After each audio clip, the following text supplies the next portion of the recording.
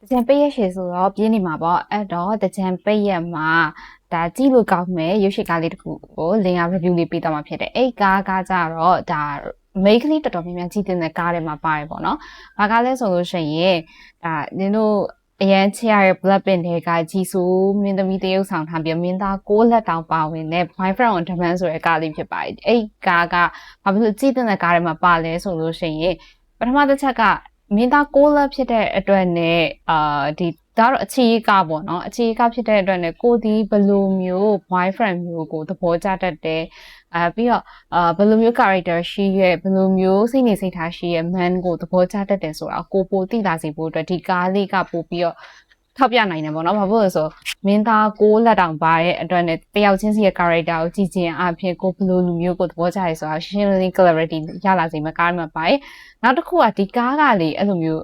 အပြင်ပန်းအခြေရေးပုံစံကိုမပြထားတာမဟုတ်ပဲねကိုဒီလူကိုဘယ်ခံစားချက်ကြောင့်သဘောကျရဲဆိုတာကိုပါဒီကားကပြောပြ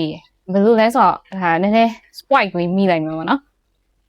ဂျီဆိုကားရဲ့မှာနည်းဟိုအရန်ချမ်းသာ sugar daddy type တယောက်ပါတယ်ဒါလင်းဆိုလို့ရှိရင် sugar daddy type အရန်သဘောကျတယ်ဒါဘာဖြစ်လို့အဲ့ sugar daddy type ကိုမှ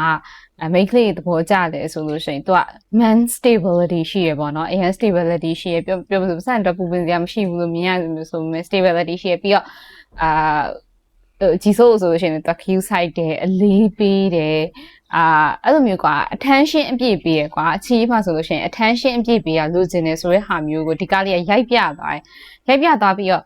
ဂျီဆိုကိုယ်တိုင်ကလည်းပြရကွာသိလားလူ sugar daddy type ကိုဘာလို့လို့ကျင်တာလဲဆိုရှင်ခန္ဓာဝင်မြောက်တဲ့အချစ်ဆိုတဲ့ feeling ကိုခံစားရလို့ဆိုတော့သူပြောသွားတဲ့အချိန်မှာကိုယ်တော့တော်တော်အဝဲပွင့်သွားတယ်ပေါ့နော်တကယ်ကြတော့ပတ်စံရှိရဲ့လူကိုလိုချင်နေဆိုတာကလည်းတခါတလေကြရင်ဘယ်လိုပြောရမလဲသူကိုယ်တိုင်တာဝန်ယူနိုင်တဲ့လူတရားပေါ့ကိုယ်တိုင်အဲ့လူရဲ့ဝင်ကိုထမ်းထားစရာမလိုပဲနဲ့သူကိုယ်တိုင်တာဝန်ယူနိုင်တဲ့လူတယောက်ပြီးတော့ကိုယ့်ကိုလည်းဦးစားပေးရ priority ပေးရဆိုရင်ဒီတရားကိုလိုချင်တာပါလားဆိုတော့balance ဖြစ်တဲ့ way ကိုနည်းနည်းသဘောပေါက်သွားတာပေါ့နော်အဲ့လိုဟာမျိုးကိုတွေးရတယ်ဒီကမှာနော်ဒါကိုဘယ်လိုမှန်မျိုးသဘောကျရဲဆိုရဲရအဲ့မှန်မျိုးသဘောကျရင်ဘယ် feeling ကိုသဘောကျရဲဆိုတာဒီကားကနေပြီးတော့ပြပြသွားနိုင်တယ်ပေါ့နော်နောက်တစ်ခုကဘာကိုသိနိုင်သေးလဲဆိုလို့ရှိရင်ကိုယ့်ရဲ့ relationship မှာဆိုလို့ရှိရင်ကအဲ့လိုမျိုးနည်းနည်းလေးကောင်းပေးလိုက်ပြီးလို့ရှိရင်ပြေးသွားလိုက်နည်းနည်းလေးကောင်းပြယုံနဲ့ချစ်တတ်တယ်ဆိုတဲ့အရာမျိုးကပို့ပြီးလျော့သွားနိုင်မယ်ထင်တယ်ဒီကားမှာကတကယ်ချစ်တတ်တဲ့လူကဘလို့ပုံစံဘလို့အပြုအမူမျိုးတွေလှုပ်တတ်တယ်ဆိုတဲ့အရာကိုသူကတိတိကျကျပြသွားတဲ့အတွက်နဲ့အဲ့ကောင်ကြည့်ချင်းအဖြစ်ကိုဘသူကတော့တကယ်ချစ်တယ်ဘသူကတော့တကယ်ချစ်တာမဟုတ်ပဲနဲ့ခဏလေးကောင်းပြီးတော့ကိုစီကနေဖားတွေအမျက်ထုတ်သွားပြီးတော့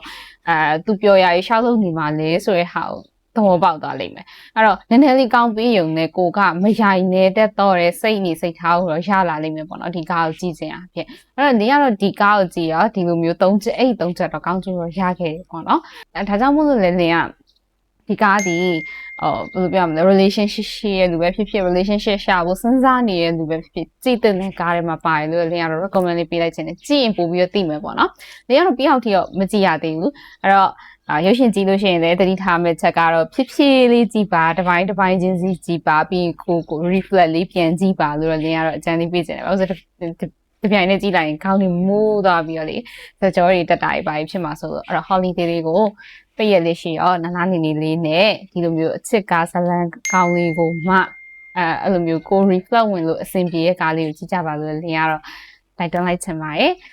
ဒါတော့လင် boyfriend on demand review လေးဖြစ်ပါတယ်အဲ့တော့လင်ရဲ့ဒီ vlog လေးကိုလည်းအဆုံးထိနားထောင်ပြီးလို့ကျေးဇူးများတင်ပါတယ်တကြံပိတ်ရလေးမှာများလေးပျော်ရွှင်ကြပြီးတော့စိတ်သက်လူတွေလေးနဲ့ကိုယ့်ရဲ့ life ကိုလည်း resilient power ရှိလေးနဲ့ဖြတ်တန်းနိုင်ပါစေလို့ဆုမကောင်းလေးတောင်းပေးလိုက်ပါတယ်အဲ့ဒီဒီ vlog လေးကိုလည်းအဆုံးထိနားထောင်ပြီးလို့ကျေးဇူးများတင်ပါတယ်နောက်ထပ်စဉ်းတဲ့ video တွေ podcast လေးမှာပြန်လည်ပြီးတော့ဆုံတွေ့ပါအောင်မယ်နော် Thank you, I love you all. Bye.